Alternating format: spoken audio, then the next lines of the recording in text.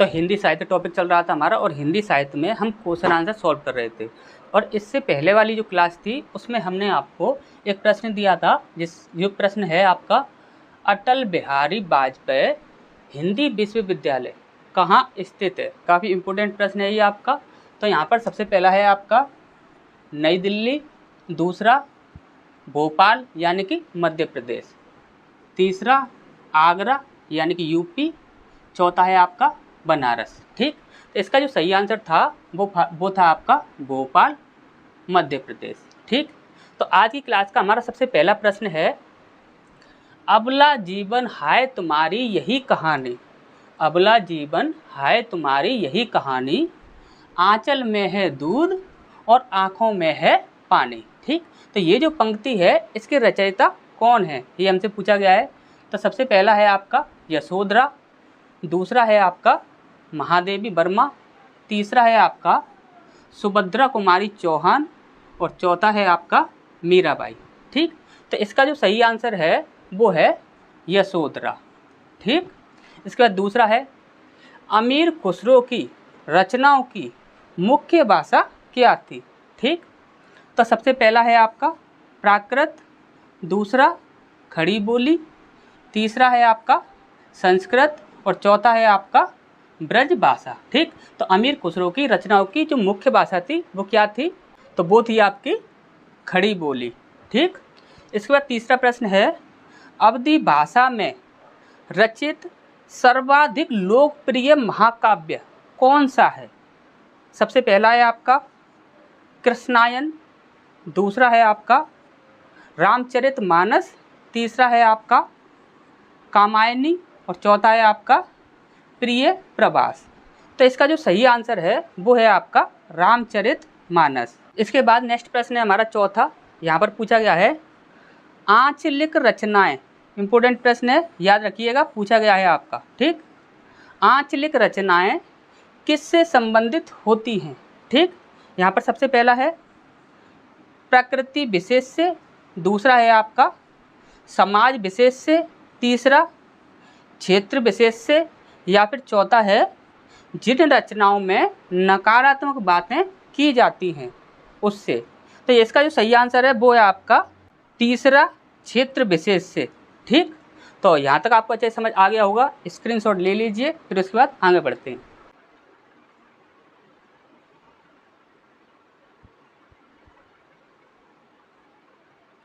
इसके बाद नेक्स्ट प्रश्न है हमारा यहाँ पर पांचवा, आधुनिक युग की मीरा किसे कहा जाता है।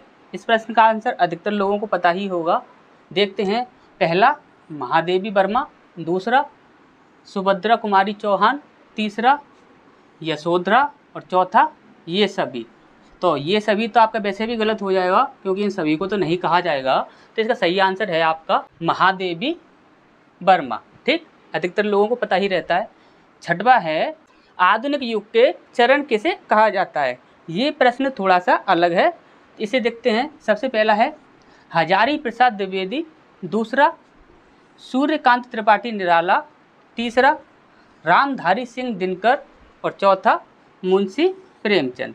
तो इसका सही आंसर है रामधारी सिंह दिनकर। ठीक, इसके बाद सातवां प्रश्न है, आंध्र प्रदेश की राजकीय भाषा कौन सी है। देखिए, एनवायरमेंट में भी ये प्रश्न पूछा जाता है और हिंदी में भी पूछा जाता है, तो दोनों में से कहीं पर भी पूछा जा सकता है। इस प्रकार के प्रश्न काफ़ी पूछे जाते हैं। ठीक, तो यहाँ पर सबसे पहला है मराठी, दूसरा है आपका ब्रज भाषा, तीसरा है आपका तेलुगु और चौथा है आपका हिंदी। तो अधिकतर लोगों को आंसर पता होगा इसका आंसर रहेगा आपका तेलुगु। ठीक, इसके बाद आठवां प्रश्न है ईदगाह, पूछी जा चुकी है काफ़ी बार। ईदगाह कहानी के रचनाकार कौन है। तो सबसे पहला माखनलाल चतुर्वेदी, दूसरा सूर्यकांत त्रिपाठी निराला।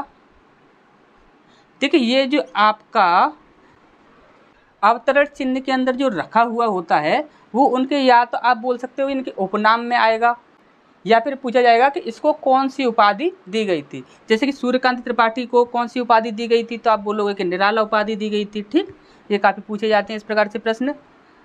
तीसरा है आपका सुभद्रा कुमारी चौहान और चौथा है आपका मुंशी प्रेमचंद।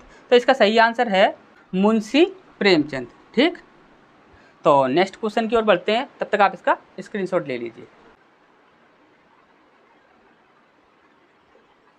इसके बाद नेक्स्ट प्रश्न है हमारा यहाँ पर बोला गया है, एक भारतीय आत्मा किसे कहा जाता है। ठीक, तो देखिए ये सारी जो होती है ना, ये सारी इनकी पदवियाँ होती हैं। आपसे डायरेक्ट ये भी पूछा जा सकता है कि इसका अन्य नाम क्या है, या फिर आपसे इस प्रकार से पूछा जा सकता है कि ये किसे कहते हैं, या फिर आपसे इस प्रकार से भी पूछा जा सकता है कि ये पदवी किसके मिली थी, या फिर इसको कौन सी पदवी मिली थी। ठीक, कैसे भी प्रश्न पूछा जा सकता है। तो ये सारी पदवियाँ होती हैं, इनको जो पदवियाँ प्राप्त हुई हैं, तो सबसे पहला है आपका केशव दास, दूसरा तुलसीदास, तीसरा माखनलाल चतुर्वेदी और चौथा आपका यशोधरा। ठीक, तो एक भारतीय आत्मा माखनलाल चतुर्वेदी जी को कहा जाता है। ठीक, इसके बाद ऑस्ट्रिक भाषा समूह की भाषाओं को बोलने वाले लोगों को क्या कहा जाता है। हमने आपसे पहले ही कहा है कि देखिए भाषाओं से संबंधित काफ़ी ज़्यादा प्रश्न पूछे जाते हैं हिंदी में, और ये सारे ही प्रश्न आपके पूछे हुए प्रश्न हैं, और ये सारे ही इंपॉर्टेंट प्रश्न हैं आपके, ये बार बार रिपीट करते हैं ये प्रश्न आपके। सबसे पहला है आपका सोना, दूसरा है आपका बांटू, तीसरा है आपका जोसा और चौथा है आपका किरात। तो इसका जो सही आंसर है वो है किरात। ठीक, किरात कहा जाता है उन्हें। उसके बाद 11वां है कथा सम्राट किसे कहा जाता है। तो काफ़ी लोगों को इसका आंसर पता होगा। सबसे पहला प्रेमचंद, दूसरा हजारी प्रसाद द्विवेदी, तीसरा रामधारी सिंह दिनकर, चौथा माखनलाल चतुर्वेदी। ठीक, तो इसका जो सही आंसर है वो है आपका कथा सम्राट प्रेमचंद जी को कहा जाता है। ठीक, इसके बाद 12वां है कलम का सिपाही किसे कहा जाता है। इसका भी आंसर आपको पता हो शायद। पहला है प्रेमचंद, दूसरा है आपका राजा लक्ष्मण सिंह, तीसरा है आपका तुलसीदास, चौथा है आपका केशव दास। ठीक, तो इसका सही आंसर है आपका प्रेमचंद। ठीक, इसके बाद 13वां है कठिन काव्य का प्रेत किसे कहा जाता है। तो सबसे पहला है आपका प्रेमचंद, दूसरा है आपका केशव दास, तीसरा कबीरदास और चौथा तुलसीदास। तो इसका जो सही आंसर है वो है केशव दास। ठीक, तो यहाँ तक आपको अच्छे समझ आ गया होगा। नेक्स्ट क्वेश्चन की ओर बढ़ते हैं, तब तक आप इसका स्क्रीनशॉट ले लीजिए।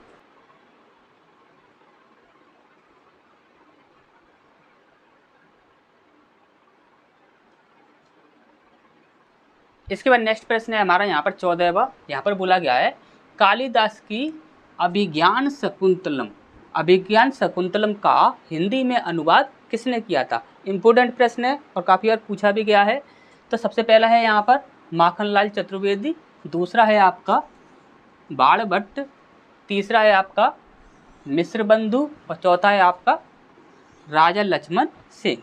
तो इसका सही आंसर है राजा लक्ष्मण सिंह। ठीक, अब इसके बाद कस्तूरी कुंडल बसेर किसकी आत्मकथा है।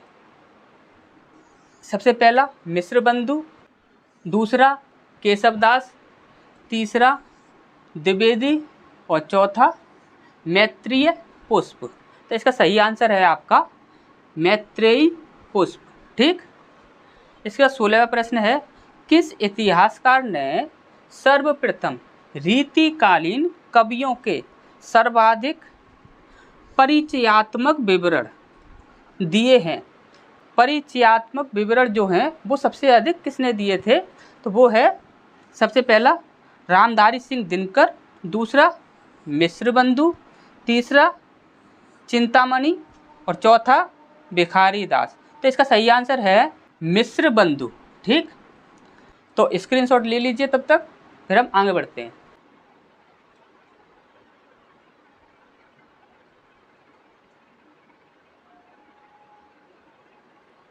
इसके बाद नेक्स्ट प्रश्न है हमारा यहाँ पर 17वां। यहाँ पर बोला गया है किस छायावादी कवि ने संवाद शैली का सर्वाधिक उपयोग किया है।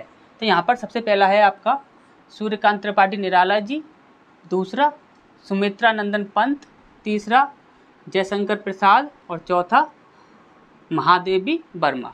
तो इसका सही आंसर है तीसरा जयशंकर प्रसाद। ठीक, इसके बाद 18वां प्रश्न है रीतिकाल का वह कौन सा कवि है जो अपनी मात्र एक कृति से हिंदी साहित्य में अमर हो गया।